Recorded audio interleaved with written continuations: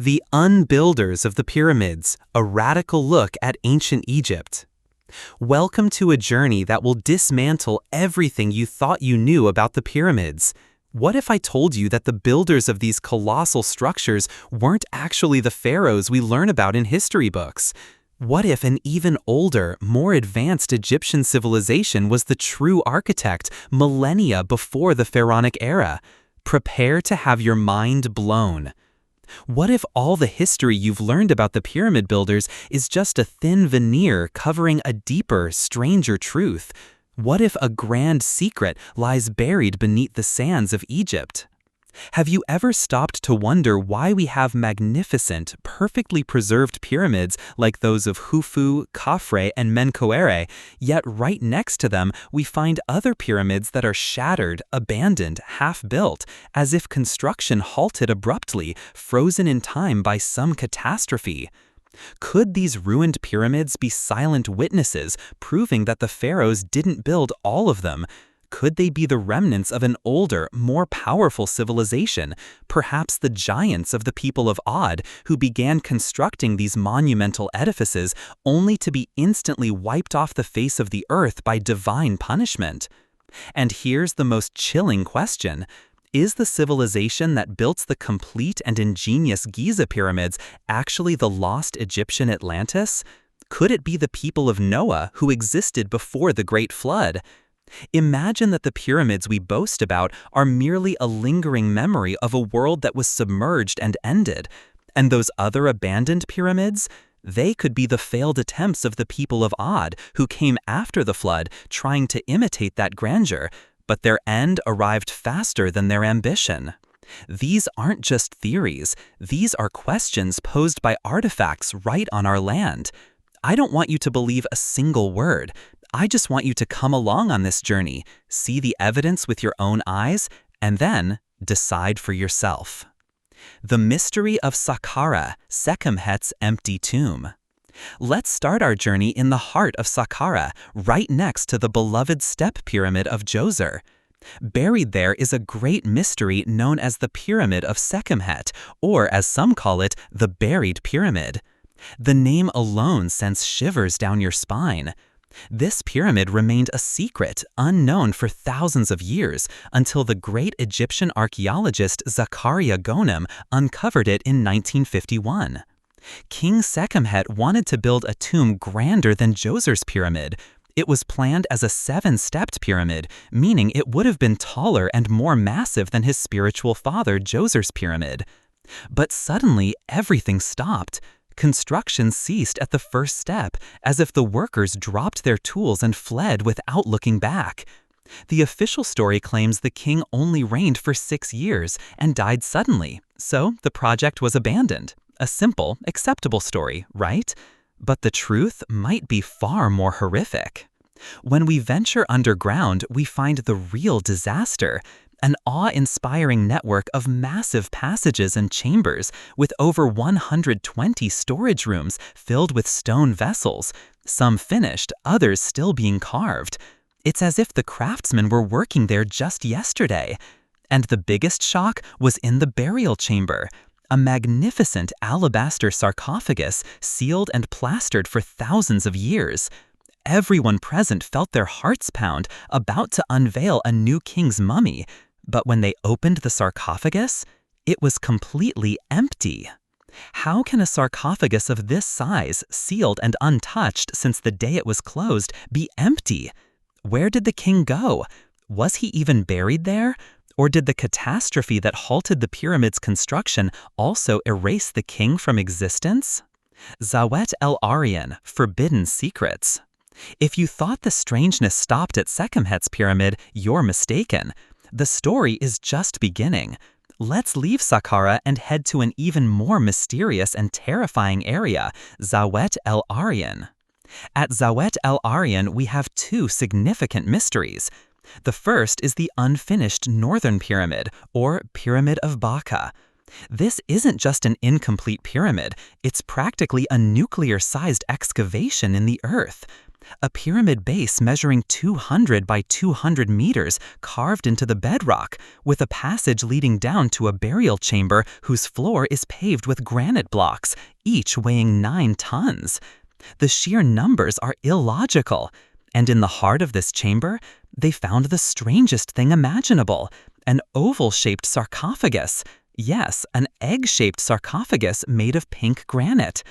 This is unparalleled in all of Egyptian history. And, as always, to complete the mystery, the oval sarcophagus was also empty. But what makes this mystery turn into a horror film is that since 1964, the entire Zawiat El Aryan area has been transformed into a restricted military zone. No one is allowed near it, and no archaeologist is permitted to work there. Why? What are they hiding inside? What terrifying secret lies in Zawiat El Aryan that warrants such extreme secrecy? Is it the remains of the civilization that built and didn't finish?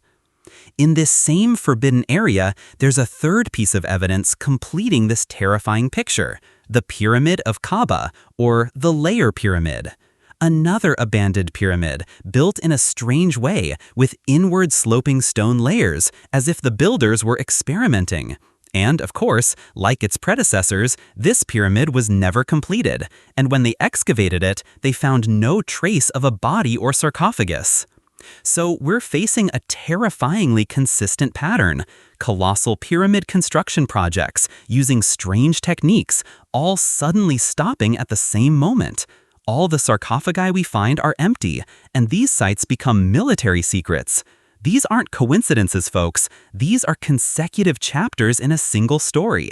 The story of a powerful civilization that tried to build structures reaching the sky, but whose end came faster than their dreams, leaving these enigmas for us to unravel. The picture is starting to become clearer. Massive pyramids, suddenly abandoned, and empty sarcophagi in restricted areas. These aren't coincidences. They are pieces of a giant puzzle. And the next piece of this puzzle will be even more shocking, taking us to another location and new evidence that will convince you the truth hidden from us was far grander and stranger. The Meidum Pyramid, a lesson in failure. Let's travel to Beni Suef Governorate to see a monumental piece of ancient architecture, a pyramid that represents a strange link between two eras, the Pyramid of Meidum. The Pyramid of Meidum has a fascinating story. It originally began as a 7-stepped pyramid, like Djoser's, and then an 8th step was added. But then King Sneferu, the father of King Khufu, builder of the Great Pyramid, decided to do something insane. He chose to transform this stepped pyramid into a true smooth-sided pyramid, like those we see in Giza. So he began filling the gaps between the steps with stones and covering them with a layer of limestone to make it smooth. The result? Catastrophe. The pyramid collapsed. The outer casing Sneferu built fell and shattered, likely in ancient times, leaving only the inner stepped core standing alone like a giant tower surrounded by a mound of debris and rubble. The official story claims the angle of inclination was too steep and the foundations were weak, so a simple engineering error. But is it conceivable that a civilization that built eternal structures would make such a fundamental mistake? Or is this new evidence that they were experimenting, that they were trying to imitate a technology they didn't fully understand? It's as if the civilization of the people of Ad saw the ancient stepped pyramids and the magnificent smooth pyramids of Atlantis that came before them and said, hey, why don't we try an upgrade? Let's turn this into that. But they failed miserably. This collapse was the first evidence that they weren't up to the task. And the greater disaster? The burial chambers inside this pyramid, which were supposed to be for a king, were never used for burial. It's as if the entire project was a complete failure and simply discarded. Djedefre's Pyramid, Khufu's son who couldn't build. If you still have doubts, let's move on to the next enigma, the mystery of the son of the Great Pyramids builder himself. We'll head to the Abu Rawash area north of the Giza Plateau to see the Pyramid of Djedefre. Whose son was Djedefre? King Khufu's son. So his father built the greatest structure in human history, the Great Pyramid. Logically, his son should have built something comparable, right? But what we see there is the exact opposite. What remains of Djedefre's pyramid is just a ruined foundation and rubble. The pyramid was never completed. Scholars debate whether it simply eroded over time or if its stones were plundered, but what's certain is that it was a failed project from the start. How could Khufu's son, the heir to the secret of building the Great Pyramid, fail to complete his own pyramid? Here, our theory hits its core. Could Khufu have been from one lineage and Djedefre from an entirely different one? Was Khufu a remnant of the Atlantis civilization, possessing the knowledge and power? And his son, Djedefre, was merely a king from the people of Ad, who came after him, trying to associate himself with the great ones who came before and build like them, but couldn't? The vast difference between the magnificence of the Great Pyramid and the ruined state of his supposed son's pyramid is the biggest question mark in history. The Lahun Pyramid, a decline in engineering? And the final blow, proving that something went wrong in history, that knowledge was lost or a civilization collapsed, we'll see in Fayum, at the Pyramid of Lahun. This pyramid belongs to King Senusrit II from the Middle Kingdom, meaning it was built a long time after the Giza pyramids. Civilizations are supposed to evolve, right? But look at the surprise. What is this pyramid built from? Not limestone or granite, no, it's built from mud brick. Yes, from mud and straw. Folks, how could a civilization that moved multi-ton stones to build Khufu's pyramid come a few centuries later and build with mud brick? Is this evolution, or is it a complete civilizational collapse? It's as if the secret was lost, the giants disappeared, and all that was left were ordinary humans trying to build with the simplest available means. The mystery continues inside the pyramid. Perhaps to hide their weakness, they placed the pyramid's entrance in a secret location in the southeast instead of the north, and created a network of false passages to deceive anyone who entered. And in the heart of the burial chamber, they found a magnificent sarcophagus of red granite. And as usual, for the story to continue in the same way, the sarcophagus was empty. How many times have we heard the words empty sarcophagus in these enigmatic pyramids? It's strange, isn't it, that all these sarcophagi are empty? The logical and sole explanation for unfinished pyramids and empty sarcophagi is that the builders of these pyramids and sarcophagi suddenly vanished. Because, quite simply, the king was supposed to be buried in these sarcophagi, and something forceful prevented this from happening in a large number of pyramids all at once. And we all know that the pharaonic civilization didn't suddenly disappear. Unless it was a pharaonic custom to build a pyramid as a royal tomb and a massive sarcophagus for the king's burial, and then bury him somewhere else. But this didn't happen just once. It happened in all these pyramids. A strange coincidence, right? The picture is becoming clearer and clearer. Pyramids collapsing, pyramids left unfinished, pyramids built with mud instead of stone, and empty sarcophagus after empty sarcophagus. This isn't a story of civilizational development. It's a story of a magnificent, superhuman civilization, Atlantis, Noah's people, that built complete structures and then vanished in a catastrophe. Followed by another civilization, the people of Ad, that tried to imitate them and failed miserably, ending in divine punishment. And then came ordinary human civilizations, like the Middle Kingdom, trying to salvage what was left and build with mud brick as best they could. And there are still more secrets and evidence that will connect all these threads, showing us how the kings who came later reacted when they realized the power of their ancestors was lost forever. Let's continue and see. Saqqara Revisited, the Decline of Royal Tombs. Let's return to Saqqara again and look at two pyramids from the 6th dynasty that will confirm our argument, the Pyramid of Userkaf and the Pyramid of Teti. If you look at these two pyramids today, you'll see nothing but mounds of stone and rubble. This isn't just due to time, it's because they were built from the start with weak construction materials, small unpolished stones and a core of mud brick. Where, folks, are the granite and basalt of the Giza pyramids? Where is the extreme precision?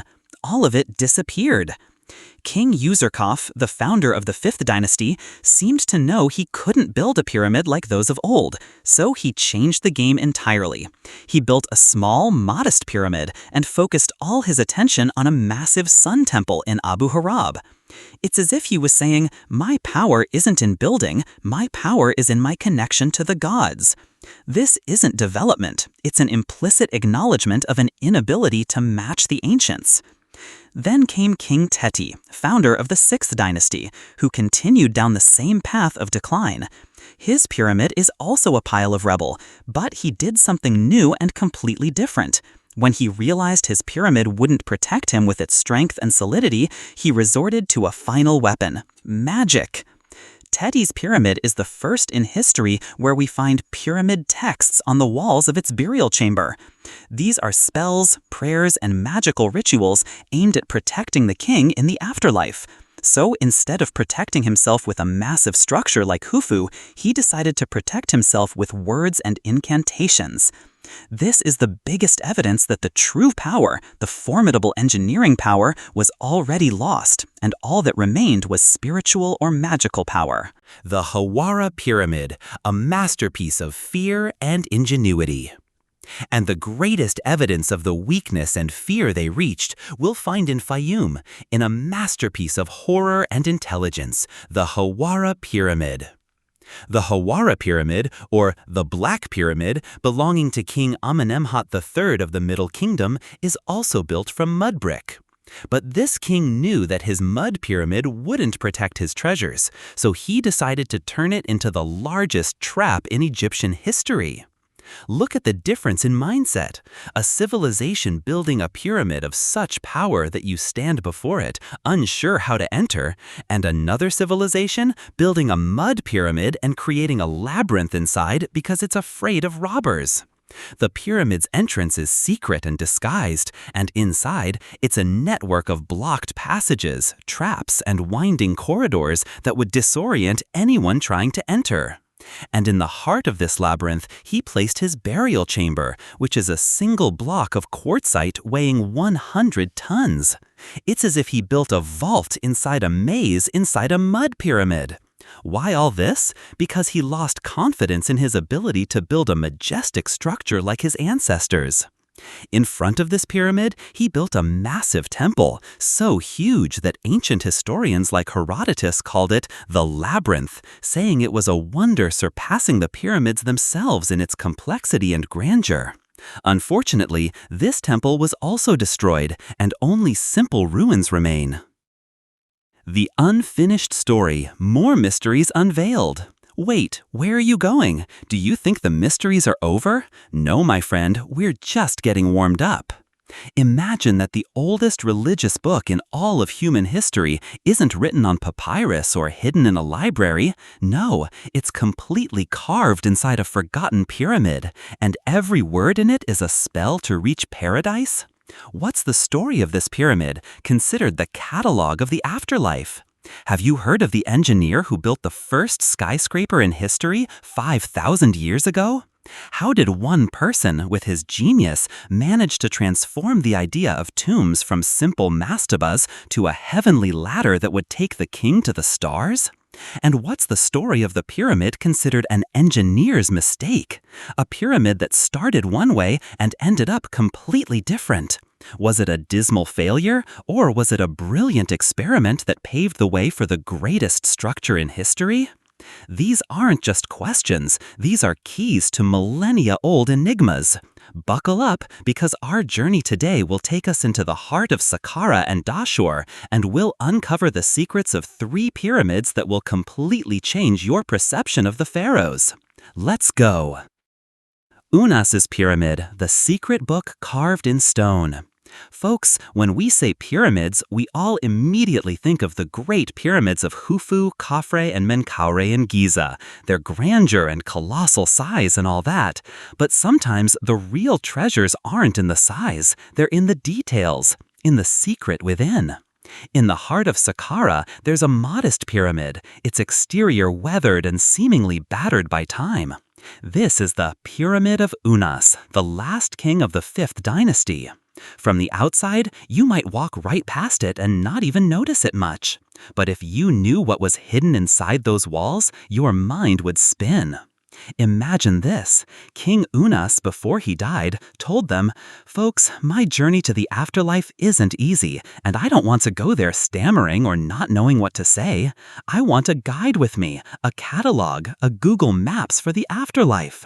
And what Unas's engineers and artists did was a historical precedent no one had achieved before him. For the first time in history, the walls of the pyramid's interior chambers, from top to bottom, were completely covered with exquisitely precise and beautiful hieroglyphic inscriptions. These inscriptions aren't just decorations, my friend. No, these are the complete and comprehensive pyramid texts, the oldest collection of religious texts in the world. What does this mean? It means these are 283 spells, prayers, and supplications explaining to the king step by step how to rise from the dead, how to deal with evil spirits on his journey, how to open the locked doors in the underworld until he finally reaches and unites with the god Ra and lives eternal immortality. This isn't just a pyramid, it's the original Book of the Dead, the pre-alpha version if we're talking gamer language. Despite its small size, this pyramid represents the end of one era and the beginning of a new one, an era focused on the power of the word and the written text. Unas wasn't as concerned with the pyramid's size as he was with taking the complete cheat sheet for success in the afterlife. And this shows you how deeply the religious thought of the ancient Egyptians was evolving. Djoser's Step Pyramid, the first stone skyscraper. Okay, we've talked about Unas and his texts, but to reach this stage of writing, a revolution in building itself had to happen first. And here we must pause in respectful admiration for a king and an engineer who changed the course of history forever. Let's go back in time a bit, to the 3rd dynasty, to King Djoser. Before Djoser, kings were buried in rectangular tombs called mastabas. They were simple in shape and built from mud brick, nice and good, until one person appeared on the scene named Imhotep. Imhotep, folks, wasn't just an architect. He was the vizier, the chief priest, a physician, and a genius of his time. You could call him the Leonardo da Vinci of ancient Egypt. King Djoser went to Imhotep and said, "Imhotep, I want a tomb that no one has ever built before or will ever build again." Imhotep took out a pen and paper, metaphorically of course, and thought. He said, "Instead of making one mastaba, why don't we put one mastaba and on top of it a smaller mastaba and on top of that an even smaller one, and so on. 6 mastabas on top of each other. The result? The first massive stone building in all of human history, the Step Pyramid of Djoser. And this, of course, is according to official history. Can you imagine this leap, folks? The whole world was building with mud brick, which is affected by water and air, and Imhotep decided to build entirely with limestone. This wasn't just construction, it was a message. These steps weren't just an aesthetic feature, they were a powerful religious symbol. They were a stairway to heaven for King Djoser's soul to ascend upon after death and reach its place among the immortal stars. And this pyramid isn't alone. It's part of a massive funerary complex, surrounded by a great wall and featuring temples, courtyards for festivals, and symbolic buildings.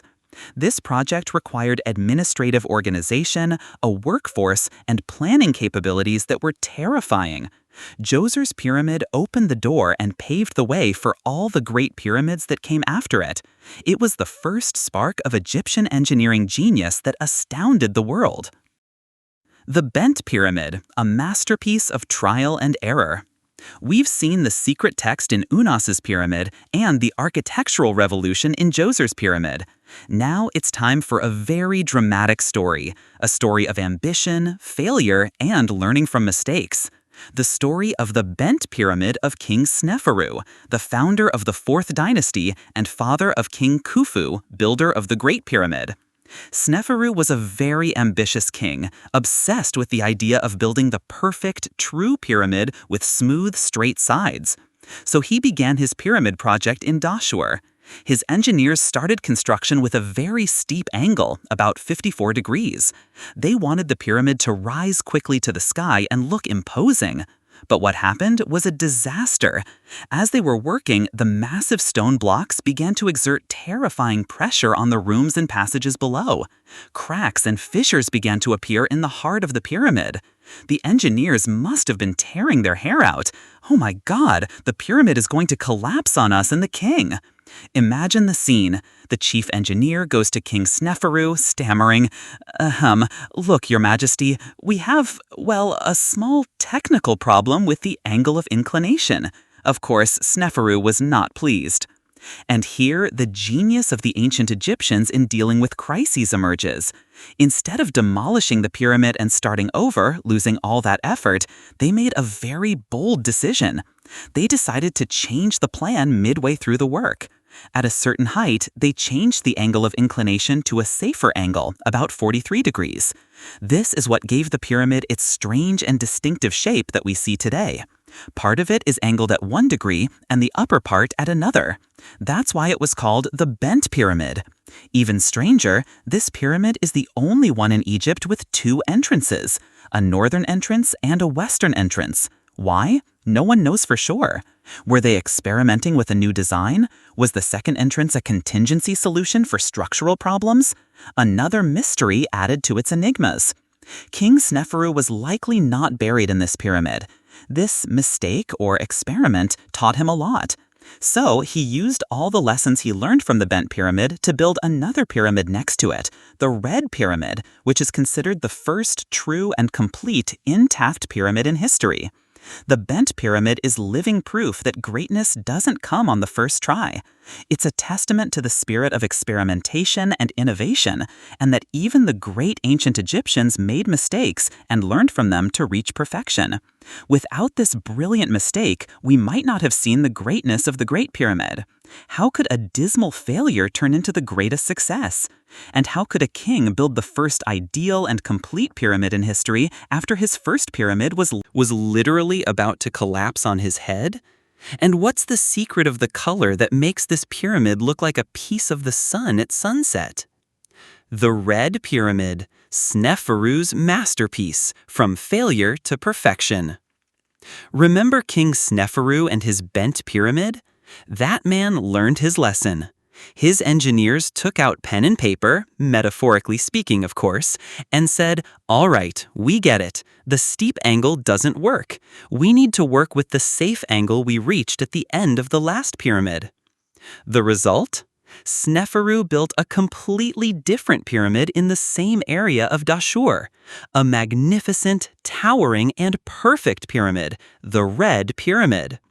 This is the first true, complete, and straight-sided pyramid in the history of humankind. This, folks, is version 2.0 without any flaws. And what's the secret of its name? This pyramid is built from a type of limestone, and over thousands of years, the iron content within it began to oxidize, giving it a beautiful reddish hue, especially at sunrise and sunset. Imagine the sight. A perfectly formed pyramid, fiery red, like a beacon in the heart of the desert. What beauty! This pyramid is the third tallest pyramid in all of Egypt, standing at about 341 feet, 104 meters high. The engineers applied the lesson meticulously, a gentle, stable angle of inclination, about 43 degrees, the same angle they used to correct their mistake on the bent pyramid. This proves that they weren't just guessing, they were learning, developing, and recording their observations. And the best part is, you can actually go inside this pyramid yourself.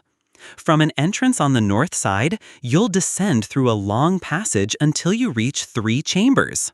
The third chamber, believed to be the burial chamber of King Sneferu himself, has a brilliantly engineered ceiling called a corbelled ceiling to distribute the weight of millions of tons of stone above it and prevent collapse. The red pyramid is the Egyptian engineer's graduation certificate. After successfully completing it with flying colors, they had the complete confidence and knowledge for Sneferu's son, King Khufu, to begin the greatest project in history, the Great Pyramid of Giza. Without the red pyramid, we might never have seen the 7 wonders of the world. Neferukarre's pyramid, the papyrus treasure, the pharaoh's Excel sheet. Okay, so Sneferu reached the peak and built the ideal pyramid. Logic would suggest that the kings who came after him would continue on the same path and build even larger and more magnificent pyramids, right? Wrong. Let's go to another area called Abusir and talk about a king from the 5th dynasty named Neferukarre Kakai. This man began building his pyramid, but in a strange way. He started it as a stepped pyramid like Djoser's, and then decided to change the plan and make it a true pyramid. Unfortunately, his reign was short and he died before the project was finished. The result? His pyramid today looks like a big pile of dirt.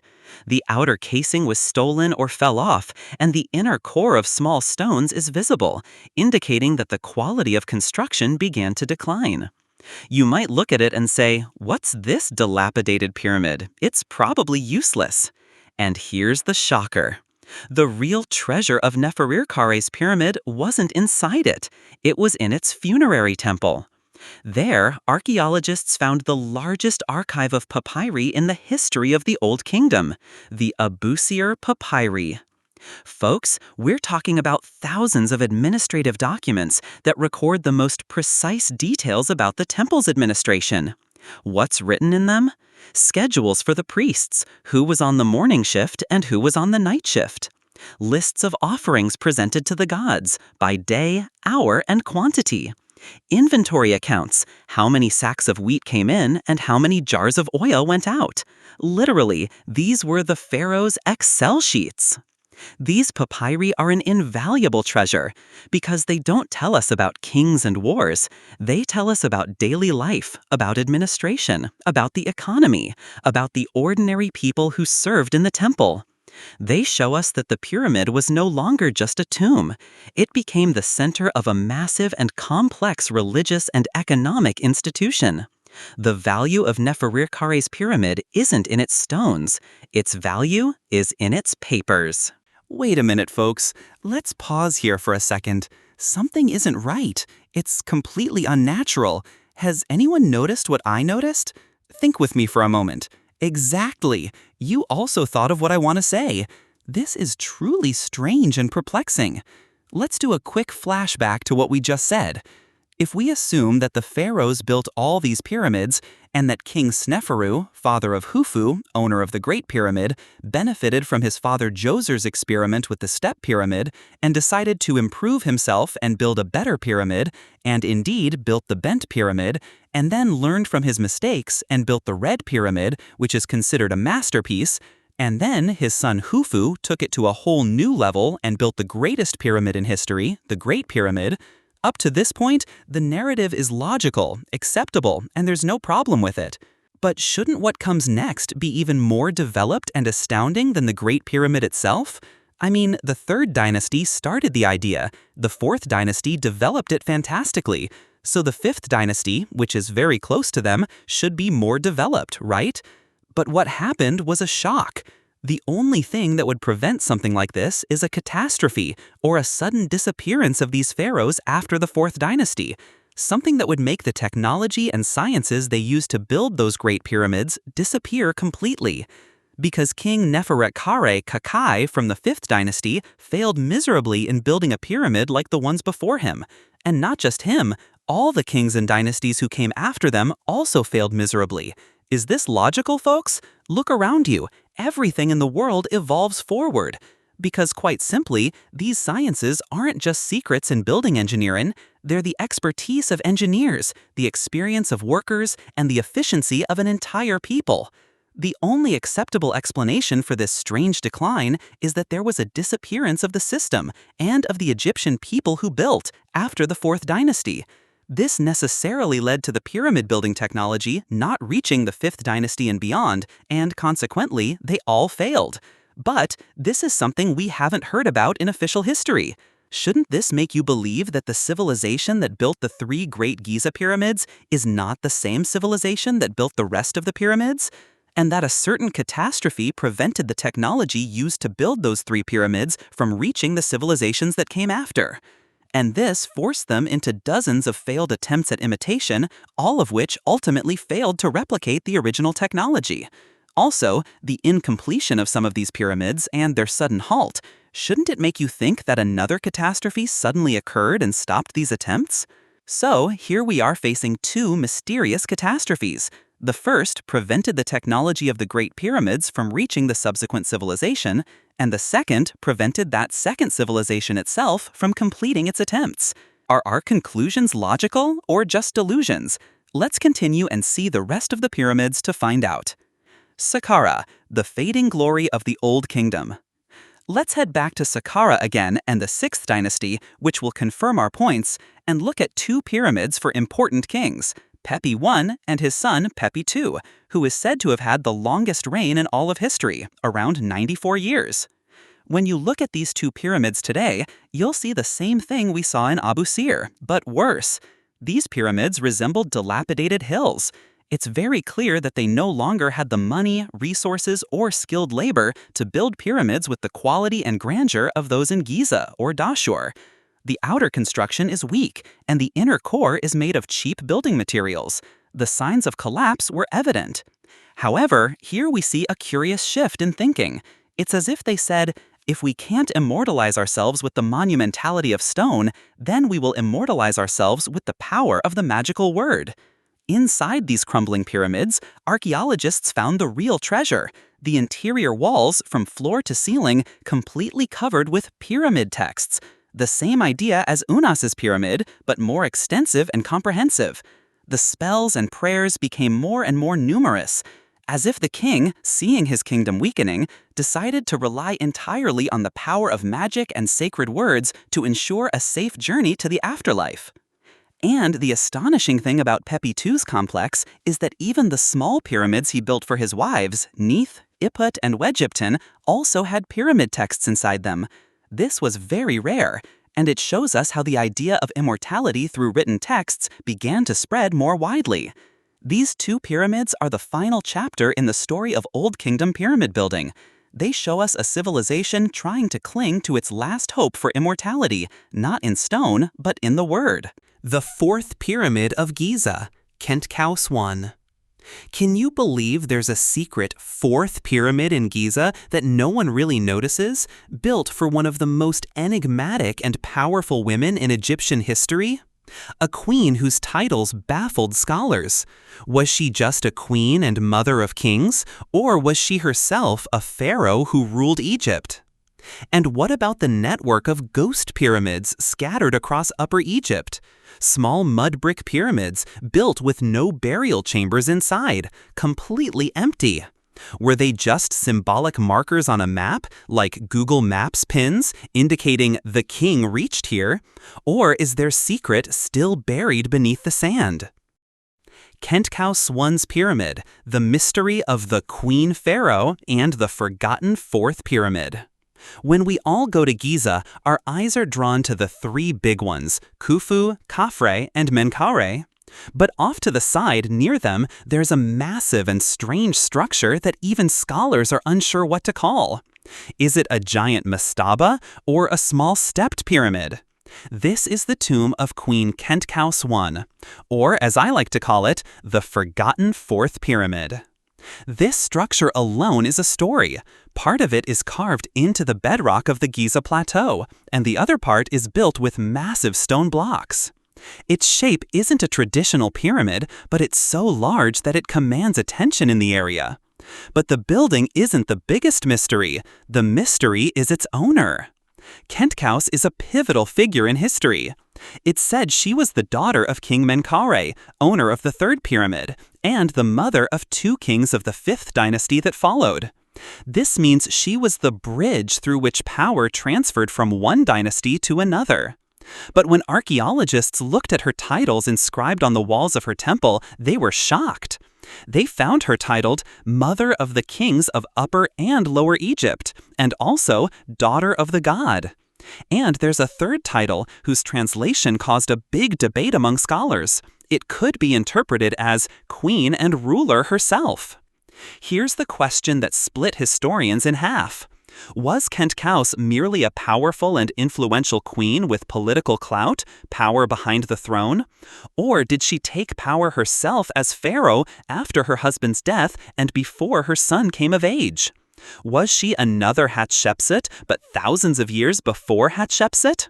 What adds to the mystery is the massive size of her funerary complex. It's not just a tomb, no. It has a huge funerary temple, storerooms, priests' quarters, and even a boat pit like Khufu's. This is not a complex for an ordinary person. It's a complex for someone who held the keys to power and wealth. And for the first time, next to her tomb, we find a complete city for the workers and priests who served her. Khentkaus's tomb is the greatest evidence that Egyptian history is full of powerful and enigmatic female figures, and that a pyramid isn't just about size, it's also a story and a secret. The ghost pyramids, ancient GPS pins, or something more. Okay, forget Giza and Saqqara and all that commotion, and let's travel together to Upper Egypt. In places like Elephantine, Edfu, Nakada, and Sila, places far from the capital. There, amidst the fields and on the edges of the desert, are small mounds of mud brick and rubble. At first glance, you'd call them anything but pyramids. These are the small regional pyramids. And remember when we talked in previous sections about the deterioration of building quality and the use of less durable building materials like mud brick in the late Old Kingdom? These pyramids are the oldest examples of using these materials, but for a completely different reason. The biggest mystery that baffled scholars for decades, when these pyramids were examined and searched, they were found to be completely solid. They had no passages, no burial chambers, no shafts. Empty. It's like building a house with no doors or rooms. What is this? Why were they built at all? And here, theories began to emerge. The royal GPS theory.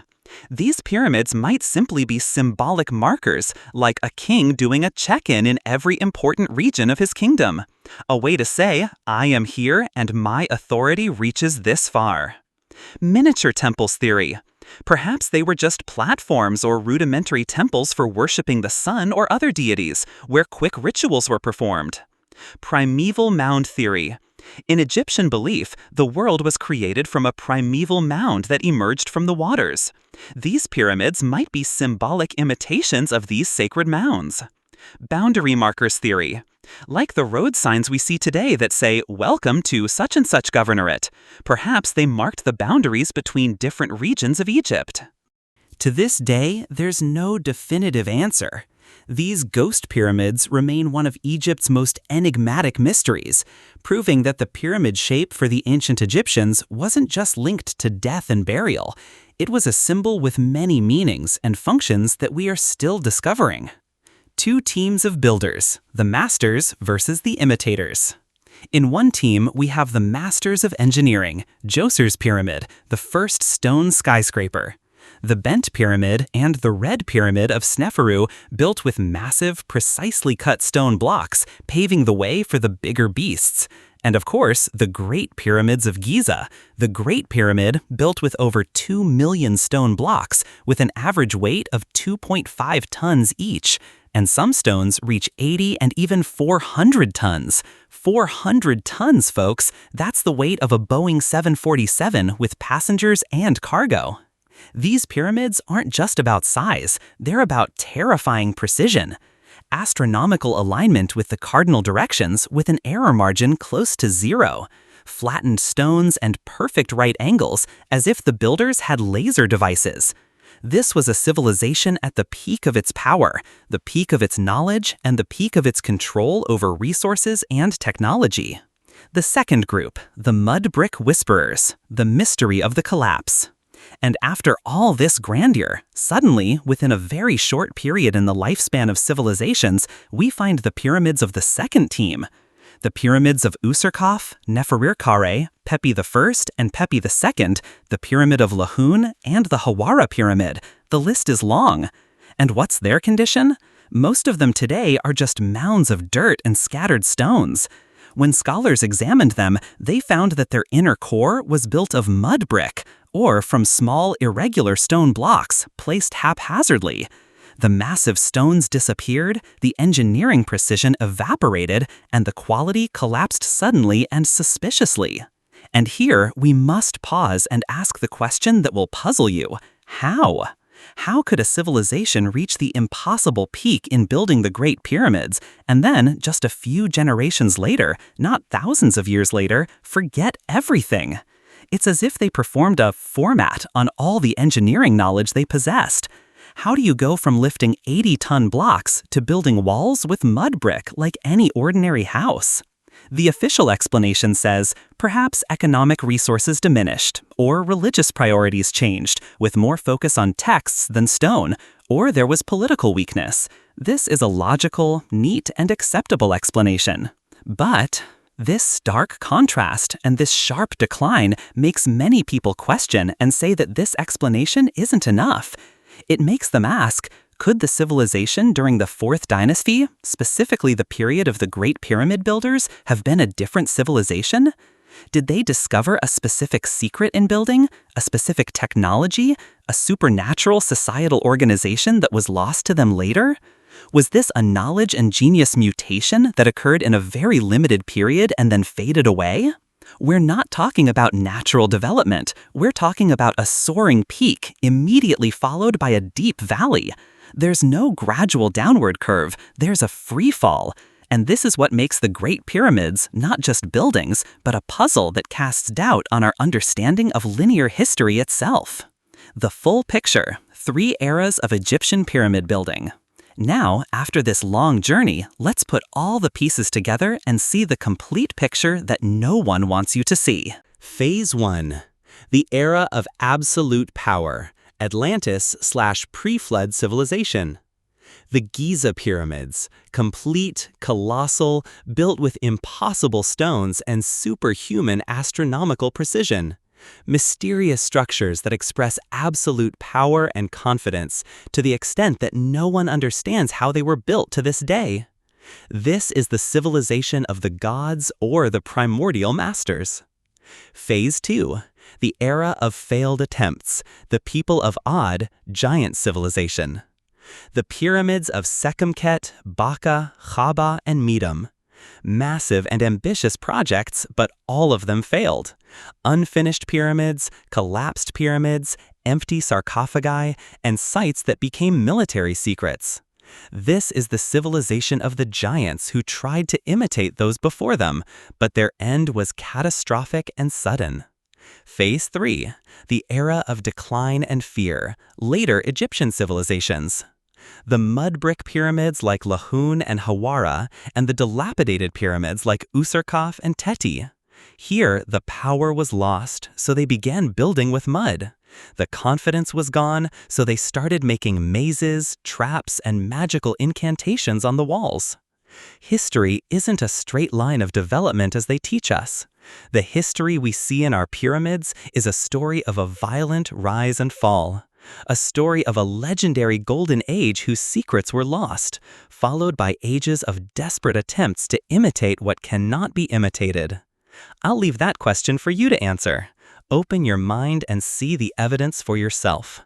The true history is buried beneath the sand, waiting for those brave enough to uncover it.